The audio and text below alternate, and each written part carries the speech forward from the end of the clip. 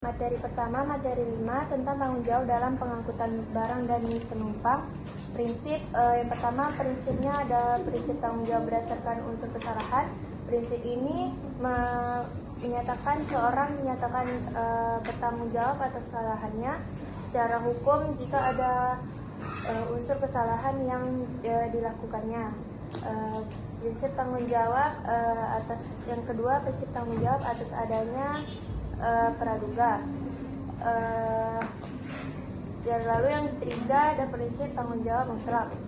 Menurut S. Sulaiman berpendapat bahwa strict liability disampaikan dengan absolute liability adalah prinsip ini tidak ada kemungkinan untuk membebaskan diri dan bertanggung jawab kecuali apabila kerugian yang timbul karena kesalahan pihak yang dirugikan sendiri. Lalu pelayaran memiliki Undang-Undang Nomor 17 Tahun 2008 tentang pelayaran. Pihak penggugat memiliki hak dan kewajiban yang harus terpenuhi bertujuan agar kegiatan perekonomian internasional laut lancar. Lalu materi 6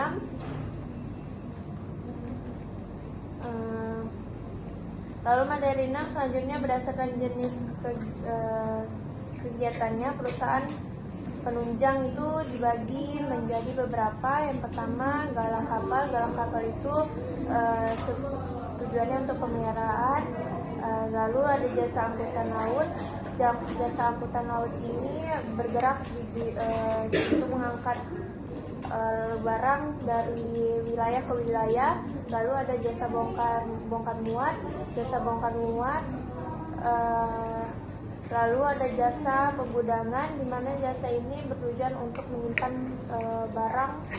Lalu jasa asuransi. Selanjutnya jasa perbankan. Selanjutnya jasa konsultan.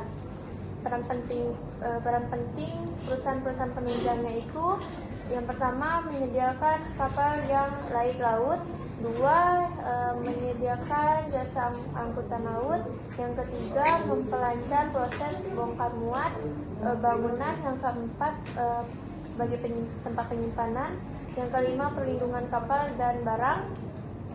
Lalu selanjutnya ada materi 7, penanganan bahaya laut, penubrukan, pecahnya kapal dan diketemukannya barang-barang di laut. Itu ada yang pertama penubrukan. Yang pertama kita harus melakukan pertolongan pertama atau evakuasi. Lalu selanjutnya pencegahan kebocoran. Selanjutnya mengkomunikasikan kejadian kepada pihak di darat. Ini dasar hukumnya pasal 534 ayat 2 KUHD. Lalu selanjutnya pecahannya kapal, melakukannya evakuasi awak, pengendalian kerusakan yang terjadi, mencari bantuan dari luar. Lalu yang terakhir ada penemuan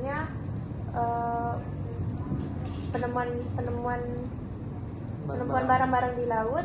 Itu biasanya dilakukan dengan identifikasi barang, lalu melaporkan kepada otoritas yang berwajib, lalu adanya pembersihan pada lingkungan tempat terjadinya. Masih ada 56 detik.